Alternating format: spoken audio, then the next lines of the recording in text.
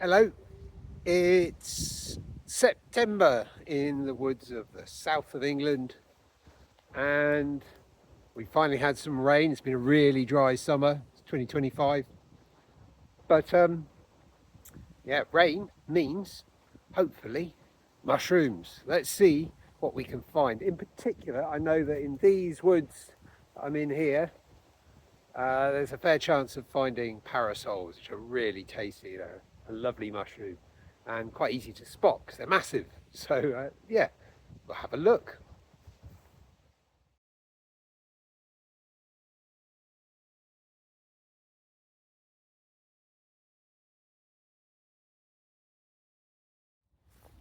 Okay, so very well camouflaged, but there you see what I believe to be a baby parasol.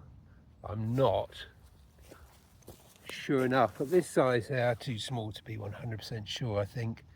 Although you can already see a snake-like pattern on the stem forming. But yeah, it's too small to pick anyway. But it's a good sign. Let's keep looking, see if we can find some bigger ones that are ready. Okay, so more just here. They tend to grow in rings, so if we follow it around, yeah, look, here's another one. There's definitely going to be a spot to come back to, I think. Not quite ready to pick yet. A few more days, maybe even just tomorrow. We'll see.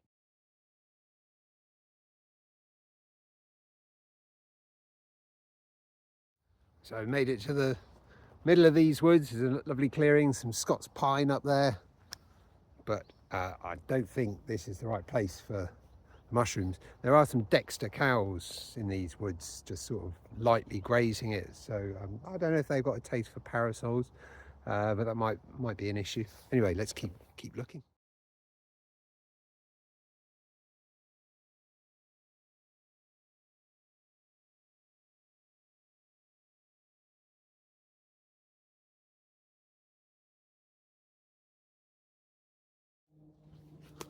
Okay, and look. I don't know if you can see that on here.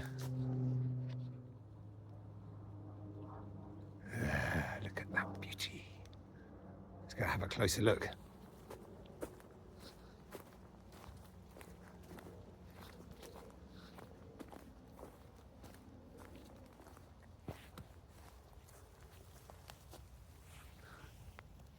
It's gorgeous. That is definitely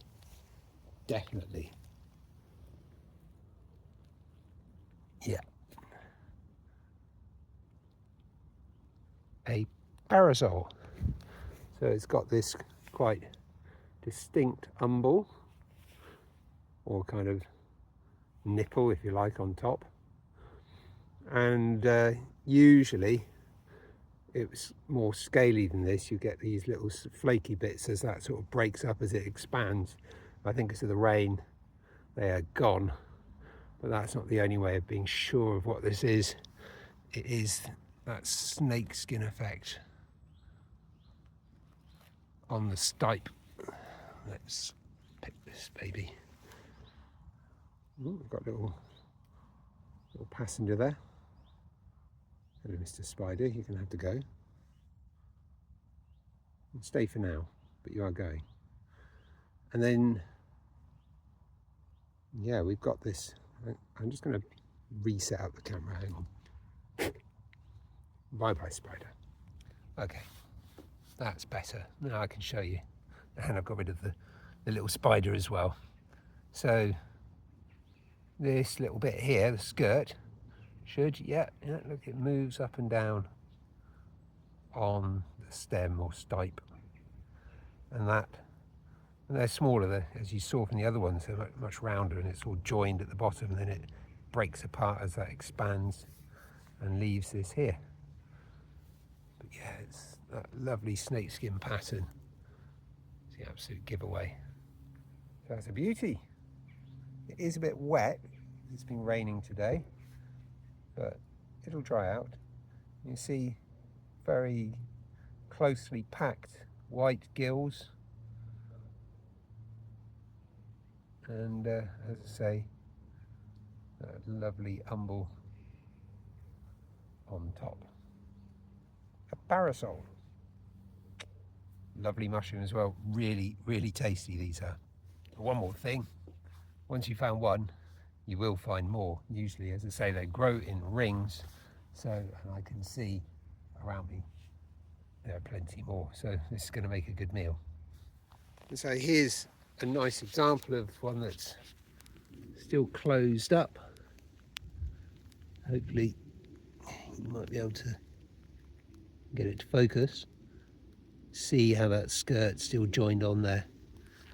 You see what I mean about them being much shaggier and how that umbel's splitting apart. They tend to be a bit darker when they're younger, certainly where I live anyway. And you see they've got that tapering stem as well. The stipe kind of gets a bit wider towards the bottom, narrower towards the top. I'm not going to pick that. I'm going to come back in a few days when it will be far bigger and ready to go. Just for a bit of variety, we've also got some turkey tails. Lovely little turkey tails growing along this bit of wood on the floor here. Not great for eating, they're too hard, too tough, but good medicinal value.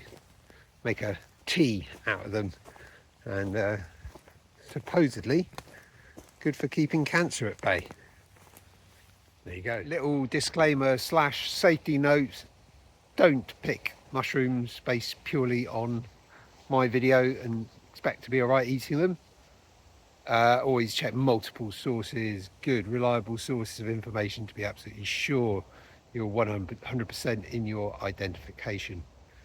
Also on sustainability, don't pick the whole lot. If you find a clump of mushrooms, you're sure they're edible, go for it, have some, but don't take them all. The fungus needs to be able to reproduce, and that's what the fruiting bodies are there to do, to spread the spores. So if you take them all, you're going to hamper its ability, and you reduce your chances of finding the same mushrooms in the same spot next year. Not only that, but there's all kinds of wildlife that likes to feed on them, so leave plenty for them. And by plenty I mean, I don't know, at least half. All right, thanks. Here's my haul, actually half of my haul. The other half I gave to my brother who lives next door. They're doing a mushroom risotto tomorrow, so they can enjoy them for that. But yeah, this will do me for tonight. I'll go back in a few days, not very far from my house, and get some more. Lovely. These have got a little bit mangled in my bag, it has to be said, but that can't be helped. Doesn't help that they're damp either, but even if they don't look absolutely at their best, they'll still be absolutely fine to eat and very, very tasty.